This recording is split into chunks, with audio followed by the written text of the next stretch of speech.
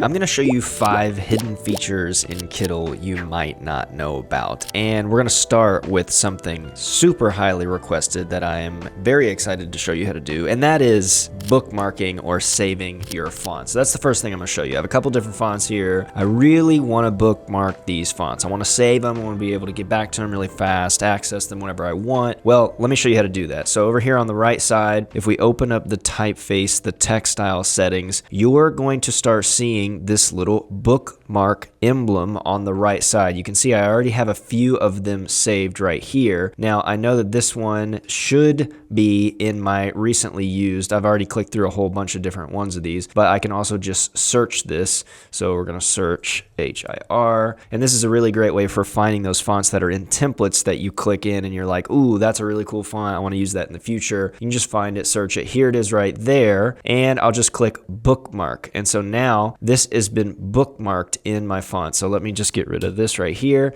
And now you can see in my bookmark tab here's in exist, or however you pronounce that, along with my other ones. I can also just close this with a little caret. I can also close the recently used. I can also close my uploads, all that kind of stuff, or I can have them open at whatever time. So there's that one. I can go to this one. This one's called, let's say, Acritect or Ac whatever.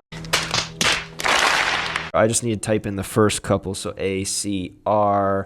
There it is right there. I'm going to go here, boom, bookmark again, and let's keep going. So this one is Adventure 07. That one's actually right here in my recently used, so I can go ahead and save that. And then this last one is called Avalon, I think, and this is also in my recently used, so I can just go right here, or if I really needed to find it, I could just type it in. There it is right there at the top right here. Let me get rid of this. Now, like I said, you can open and close your bookmarks tab. If you ever don't want one of these in there at any time, like for example, I don't really want this marker one in there.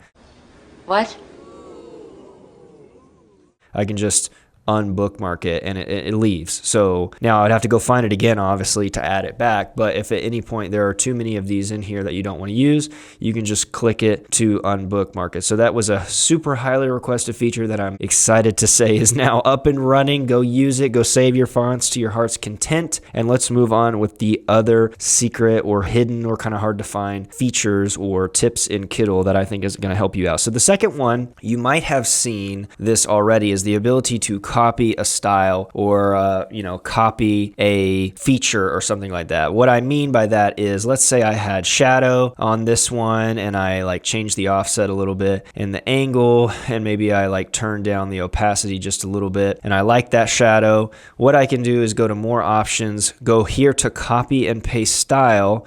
I could, copy the style, which right now is just a shadow. So I'm just going to copy the shadow. And then what I can do is highlight the rest of these. I'll drag my cursor over to select them all, go back up into more options. And then what I can do is paste that style, and boom, all of them will have the shadow. Now that's not actually where this feature ends. So I'm actually going to turn off the shadow because I don't care so much about that. Let's say that this is actual photo, or maybe you're editing photos that you've uploaded. Maybe they're portraits or they're product photos or they're mock-ups or something like that. And you're going to start using these photo filters because you need the brightness to be turned down a little bit. You need the contrast to also be turned down a little bit. Maybe you want the saturation to be turned up. So we want those flowers to be a lot brighter, and maybe we want the hue to be just slightly more tinted towards the orange-ish kind of side. Okay, so this is already going to look a little bit different, and maybe we want to, for whatever reason, just add some noise to this. So now we have, let's say about 40%. Now we have quite a bit of graininess going on, so it looks even more weathered. It looks a little bit more Art Nouveau, maybe. I'm not really sure, art, yeah. So let's just assume that that's what we like. Well, now that we've adjusted all the photo filters, I can go up into copy and paste photo filters. So what I can do is copy the photo filters just like that, and it's going to apply all of them to the rest of the selection. So I'm going to drag my cursor, go up here, and then all I have to do is paste style, and then now look, it's all been applied to the same exact effect. So 10, 10, 28, you can see here 10, 10, 28, 1028, and I use this feature all of the time for the personal posters that I actually create and sell a lot of in Kittl. I use very similar vintage florals to this, where I'm putting in the florals, I'm putting in some text, I'm kind of interlocking and erasing certain elements and bits and bobs, and I always am editing the filters of the photo because generally they're a little bit too bright, maybe they're a little bit too colorful for the vibrancy of what I'm trying to go for, and so I'm always going to be editing tons of posters at one time. I can highlight, I can go up here, right click, copy that style or copy the photo filters. It's going to do the same thing basically. And then I can select all my florals across all my posters. And with one click, I can apply the same photo filter to all of them. So it's a super strong kind of hidden feature. You might have already knew about the shadow thing. You might already knew about the border thing or something like that from a previous video. But if you didn't know, now you know you can actually copy the filtered styles for photos, which is extremely powerful. All right, let's move on to being able to integrate and mold or shift or makeshift text with objects. Now, I've shown this a couple times in previous videos. There are so many more useful features for this that I really want you to know. So for example, I have an individual letter H and an individual circle shape right here. And let's say that I know I'm always going to use this as an avatar or an icon or part of my logo. I can drag my cursor or hold shift to select both of them, whatever you want to do.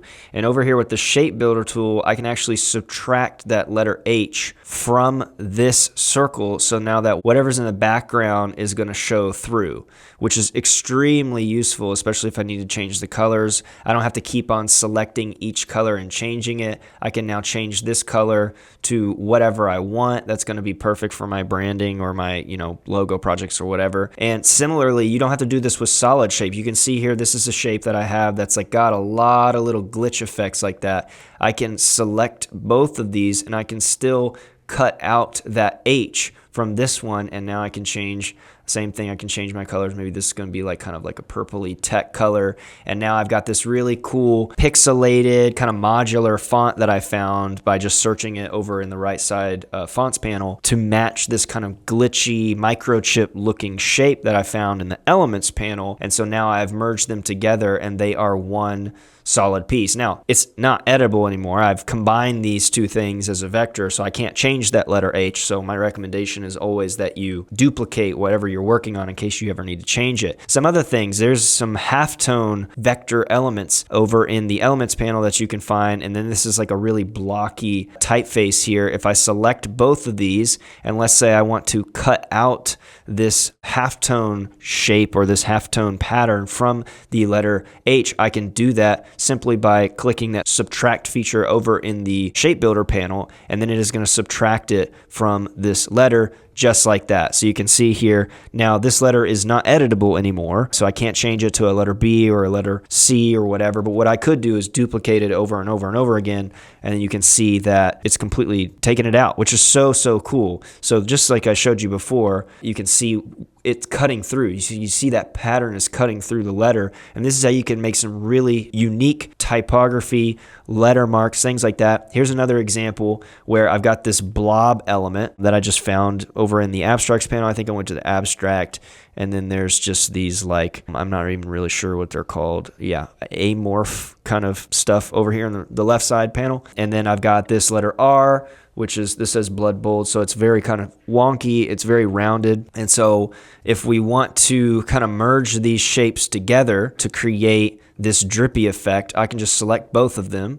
So I've got them both selected, and if I hit unite, now this is all one piece. And if I double click in, now you can see all of the little elements and stuff, which is super cool. You can start creating some really wonky shapes and patterns and stuff. Again, unique characters, and that's all by just uniting them with the shape building. So again, you have to select multiple objects. If you select one object, sometimes you'll see it, but you need to select multiple, and then you're going to see that shape builder, and you have all your different path finding tools for those of you who are more aware of the advanced name or terminology for it. All right, number 4. This is a really simple feature that personally I was waiting for a very long time. But now what you can do is with any image, you can now add a border. I know it's not like the most groundbreaking or cool thing, but we didn't have it before and now we have it, and now you can change the color and the thickness of your borders. And so images can now have borders on them. They can have shadow on them at the same time. You can go and add filters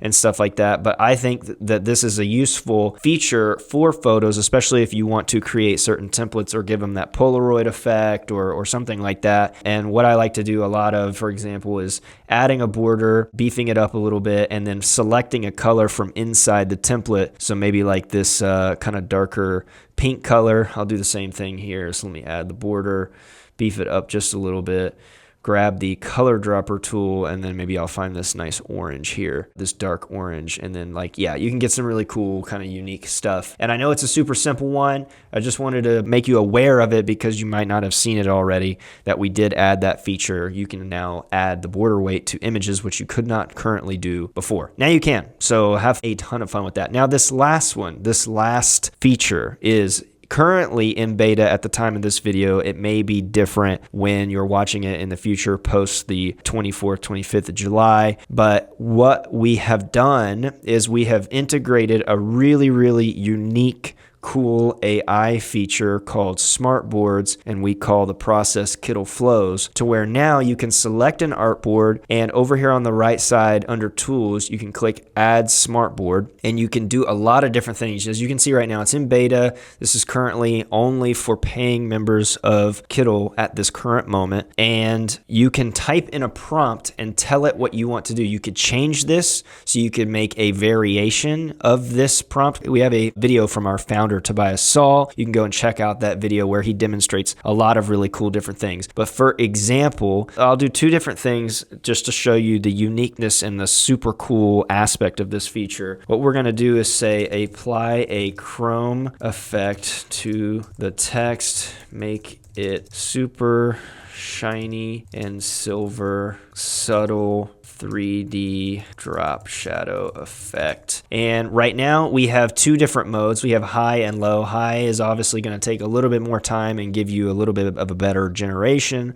Low is still going to give you something awesome. It costs less credits. I can also change my aspect ratio. I'm going to leave it on 1:1 for now. I'm going to go ahead and hit generate. And while this is generating, I'm going to go ahead and start a second smartboard because I can do multiple things at the same time. So while that one is taking effect, what I'm going to do is say mock this up on a hat as a patch design of someone wearing the hat outside. Hat is dark brown color, and the stitching, you can get really, really specific with this so I can show you the power. And the stitching should be light brown, and the brim of the hat should be the same light brown or tan. All right, so we're gonna go ahead and see if that can interpret what I'm talking about, but look at this. So with just, if I click on the smartboard, by the way, you can still see the prompt here. With just a very simple prompt, so I didn't even get very robust with it, it took this template and it kind of gave it that puffed up bubble chrome effect around. It's all shiny, it's got the light in here, and this is super, super cool. Like, it kept all of the text the way that it's supposed to be. It changed the lettering a little bit. You can see here the Q is a little bit different, but it didn't change the spelling of the words, which is what a lot of AIs struggle with. I could convert this to an image, for example. I could grab this image, remove the background if I wanted to, and I could go on to do a bunch of other stuff with it if I wanted to, but that's just one of the features of flows. Look at this. Look at how incredible this is. I mean, just from the simple basic prompt that I said, mock this up on a hat, wearing it outside, dark brown colors, the stitch should be brown, and like, I would have preferred that this would have been a circle. I didn't say that, I just said patch, and so generally a patch is going to be that square. But I mean, it's just so nice, like, to see this actualized on a mock-up on a hat just by typing in a prompt and keeping everything in one place is such a cool feature. Now, again, this is a current beta feature that is available for paying subscribers, but if you feel like Kittl is right for you, go ahead and try out a bunch of other stuff that I showed you in the free plan right now. And if you feel like Kittl is a good decision for you, I do have a promo code for you down in the description. You can see that promo code, you can type that in to get a percentage off your first subscription, either for the month or for the year. So that's gonna obviously vary depending on what you wanna go for, but that is there for you as an option. You can also check out all of the other videos I have here on the channel to see if Kittl is a good fit for you. We have everything from the pen tool, vector editing. We obviously have all the AI capabilities. ChatGPT integration is coming very, very soon. I don't even know if I'm supposed to be telling you that, but it is. So you're gonna be able to talk back and forth with ChatGPT right in Kittl with your workflow. That's all I'll say about that. And there are just so many other incredible, amazing templates, fonts, illustrations, assets,